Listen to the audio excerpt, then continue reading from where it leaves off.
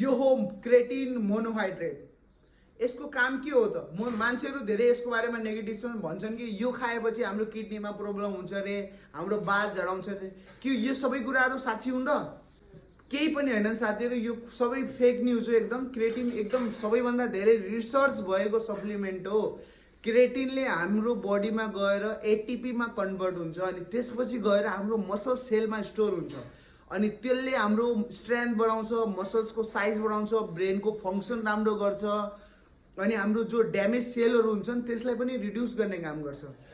Creatine हामीलाई माछा मासुमा पनि पाइन्छ, बट 1 केजी मासुमा हामीलाई 3 देखि 4 ग्रामसम्म मात्रै क्रेटिन पाइन्छ। हामीले पुरा दिनको एक दिनमा हामीले 3 देखि 5 ग्रामसम्म हामीले क्रेटिन लग्न सक्छौँ। यदि जिम जानुभन्दा अगाडि लग्नुहुन्छ भने हजुर क्रेटिनलाई ग्लुकोजसँग या कुनै जुससँग लग्दा राम्रो हुन्छ। यदि जिम गइसकेपछि लग्नुहुन्छ भने हजुरहरू प्रोटिनसँग लग्न सक्नुहुन्छ। ओके, सो अनि अरू केही क्रेटिनको बारेमा डाउट छन् भने मलाई कमेन्ट गर्न सक्नुहुन्छ। अहिलेको लागि बिदा हुन्छौँ। जय नेपाल।